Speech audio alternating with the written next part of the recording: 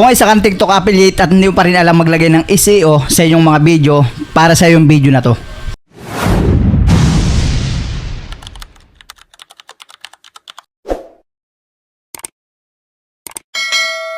Hi guys, ako nga pala si Rix at welcome dito sa aking YouTube channel. Yan, kumusta kayo guys? Kumusta?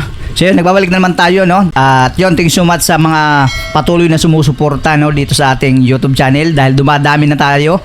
Dahil malapit na tayo mag 500 followers. Kaya maraming salamat sa inyo guys sa patuloy na suporta ninyo, at sana patuloy pa ninyo suportahan, no, itong ating munting channel para makapag-share pa tayo dito ng mga pagkakitaan natin dito sa online na kahit nasa bahay lang tayo.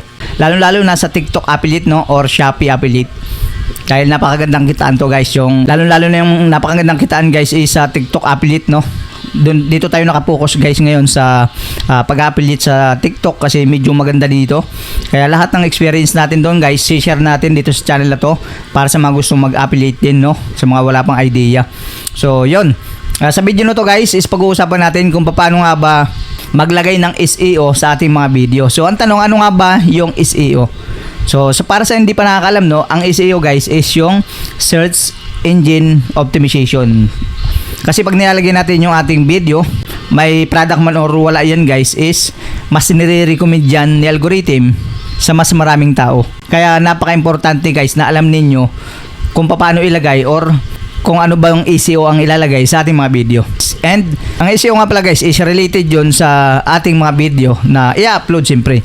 Dapat related yun. Hindi tayo pwede maglagay ng hindi siya related. Baka magka-violation tayo. Kaya panoorin nyo to guys ha, itong video na to hanggang dulo. Dahil tuturuan ko kayo na step by step, no, kung paano ba gamitin or gawin yung paglalagay ng SEO sa ating mga video.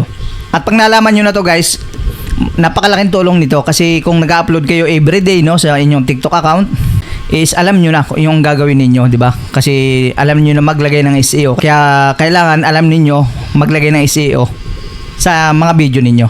So huwag natin patagalin pa guys, no, pero bago na yung patuloy, sa mga hindi pa nakalike dyan, pa-like naman guys ng video natin na to. At sa isang like nyo lang is napakalaking tulong na yan guys para mas i-recommend din tayo ni algorithm. And i-hit nyo na rin guys yung notification bell dyan sa baba para updated kayo pagka mayroon tayong panibagong i-upload na tutorial video tulad dito.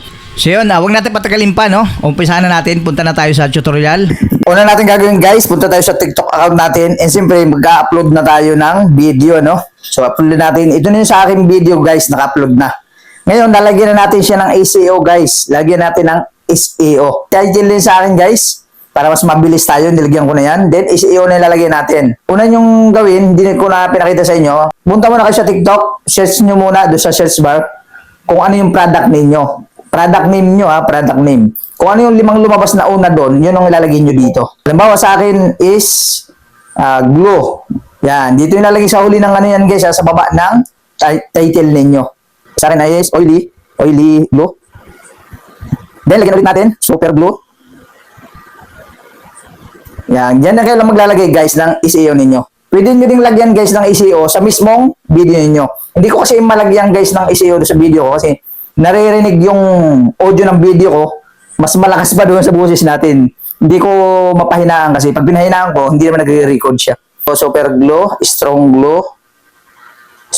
Ganyan lang yung ginagawa ko guys. So ngayon guys, napaka-importante din ito. Huwag ninyong kakaligtaan yung hashtag or keywords. Click nyo lang to, hashtag na yan, hashtag. Lagyan nyo yung nasa product, kung yung product nyo, yung glue or oily glue. Lagyan nyo yung hashtag yan guys, oily glue. Okay? Strong glue. May lumalabas naman yan guys, may lumalabas dyan, strong glue. Kung may lumabas, click nyo lang yun. Super glue.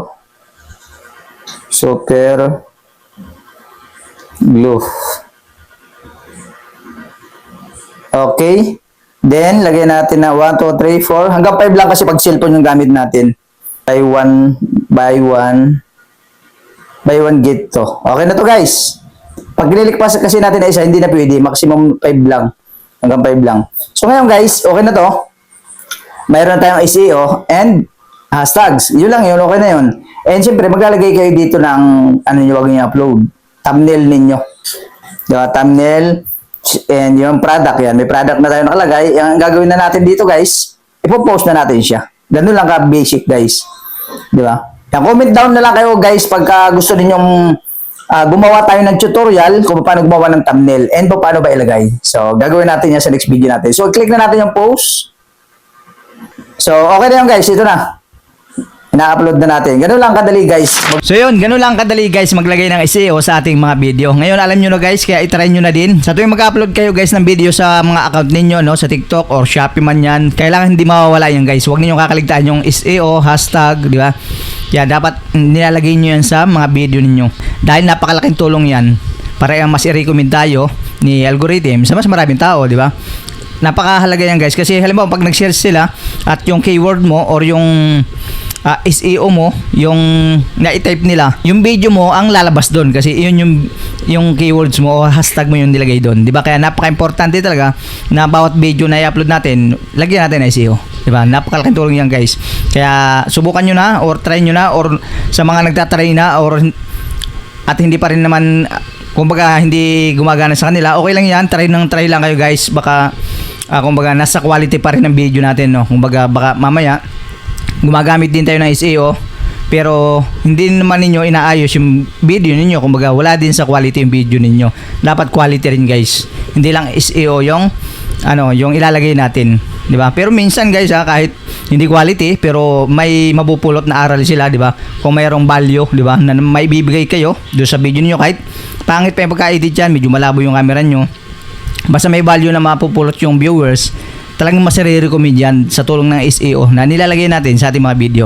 So yun lang naman guys, napaka-iksi lang din naman ng ating video, no, for today's, para ma-update ko lang kayo, no, at para meron na naman kayong malaman, no, about TikTok affiliate. So yun, hanggang dito lang muna ang video natin guys, at sa mga hindi pa nakalike dyan, like nyo ng video na to guys, and siyempre subscribe nyo na, baka hindi ka pa nakasubscribe dahil mas marami yung nanonood ng video natin na hindi nakasubscribe, kaya baka naman guys, pa-subscribe naman. Yan, thank you so much guys. And yun, sa may mga katanungan guys, comment down below at sasagutin natin yan. Sa mga gusto magtanong about TikTok affiliate, yan, sasagutin natin yan, basta mag-comment lang kayo dyan guys sa comment section natin. So yun, hanggang dito lang muna yung video natin guys, at maraming salamat sa panood nyo at kita-kits lang tayo sa next video. Peace out.